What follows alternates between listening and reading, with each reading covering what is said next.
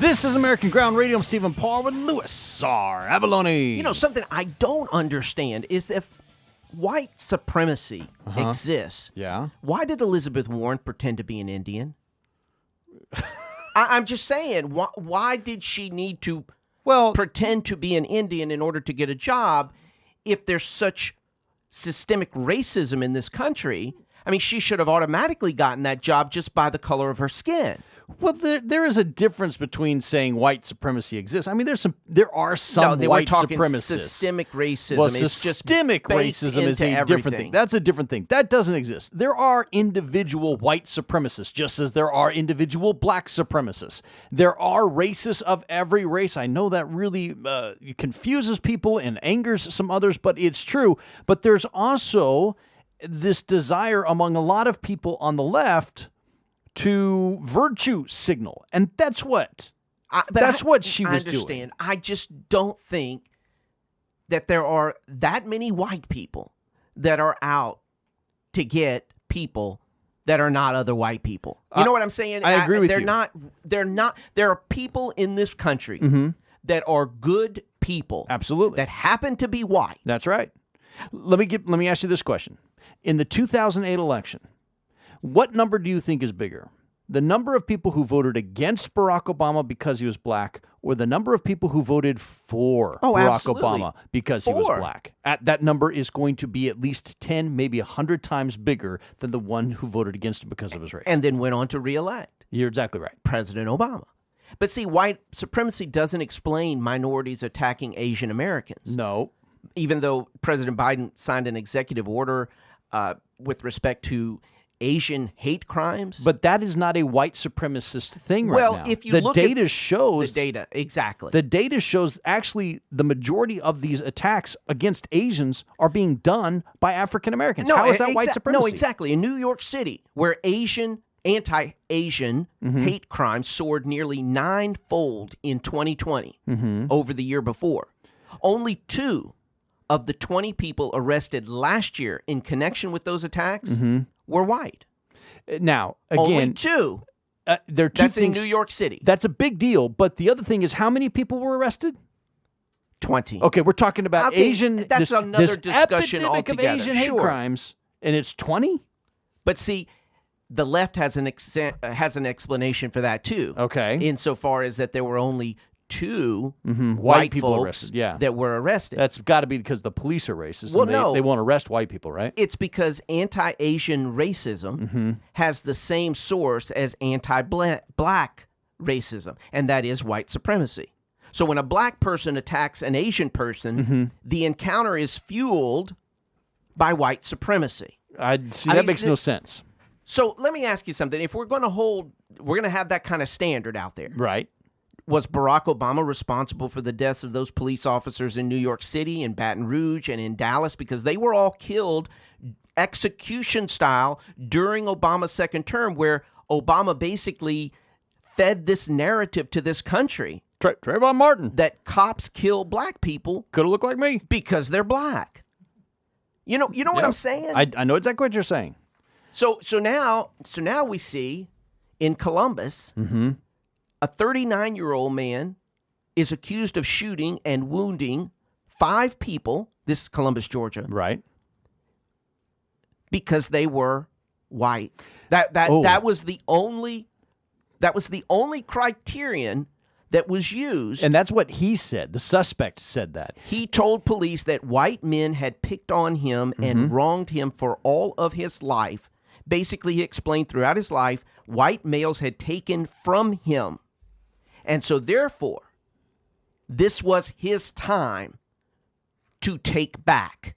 And did that lead at CNN? CNN start with that? The black racist? No, not at all. How about MSNBC? Did they run that story? But this guy was mentally ill. This guy was mentally ill. But who isn't? Who isn't? Whether you're white or black or Latino, whatever you are. If you're focused on race first, I'm going to argue you're not operating with the full, deck of cards up there anyway. But see, our institutions of higher education sanction this kind of hate. University of Georgia has a, what is he? He is a teacher's assistant. He's a PhD candidate. He works for the University of Georgia. Do you know what he wrote on social media? Please tell me. White people have to die for black communities to be made whole. This is someone. Wow.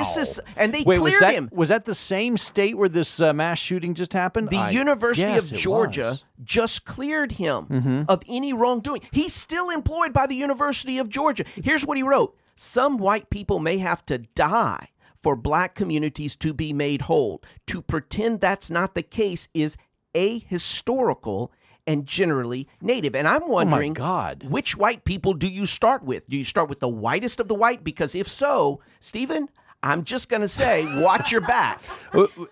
Maybe you start with the people that mass shooter killed in Georgia.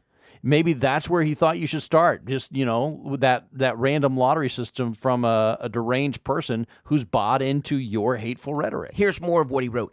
Killing some white people isn't genocide. It's killing some white people. We had to kill some white people to get out slavery. Maybe if we'd kill more during the 20th century, we still wouldn't be talking about radicalized or racialized voter disenfranchisement. Oh, God. Those two things are so totally separated. But he is technically correct. Killing just a few white people isn't genocide. It is homicide, and that's still a crime. But at the end of the day, here's what it is. Everybody wants to blame somebody else for wherever they are in their life. Whether they're disappointed in their station in life, maybe their setbacks, whatever it is. They want to blame, because whatever it is that has us angry, even when the source of that anger diminishes, most folks will still be unhappy. They will still be looking for someone or something new to blame. Maybe you're going to blame your wife or your pastor or your kids or your coworker. Maybe it'll be the next president or a past president. Because when things go wrong in life, it's natural for us to blame, because then we don't have to accept responsibility for what we did or didn't do. And I think that's what's going on in our country today is we've got a community in this country, and I think it's a minority that blame everybody and everything other than themselves. They take no accountability. And we come by this quite naturally. You remember in the Garden of Eden, God said to Adam, "Did you eat the fruit?" And Adam said, That woman, exactly. She made me do it. You gave me that woman. This is your fault, God. It said Eve gave it to me. Yeah. God said, "Okay, Eve, did you eat the fruit?" The snake did it. It's the snake's fault. Here's the thing. The problem is none of us can improve any situation in our life unless we accept responsibility for ourselves and reject the philosophy that someone else or something else is to blame for our circumstances in life, whether it happened last week or from when you were a child or even 150 years ago. It's time now for our top 3 things you need to know before tomorrow.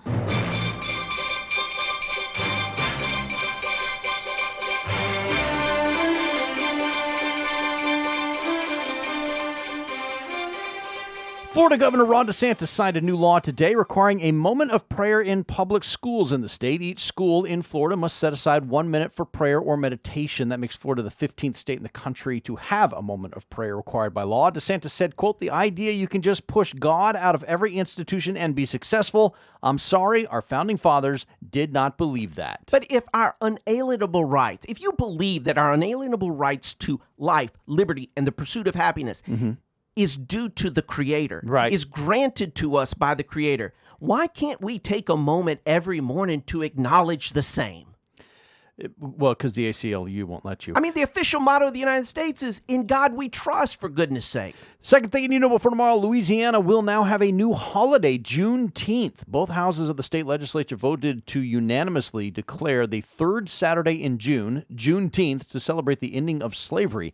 Juneteenth is actually the day after the Civil War that black slaves in Texas first heard they had been freed by the Emancipation Proclamation more than a year and a half earlier. You know what? John Bel Edwards, the conservative Democrat, I say that tongue-in-cheek, of Louisiana. Right. I think he cheated African Americans in Louisiana because in Maine and in many other states, it's a paid holiday. Right. For did state it on Saturday workers. here. Here in Louisiana, it's on Saturday. I mean, that's kind of I don't know. It just doesn't seem quite as honorable. And see, I think we should actually be celebrating the day the Emancipation Proclamation was signed, not the day that people finally got around to telling people that it happened. But that's my opinion.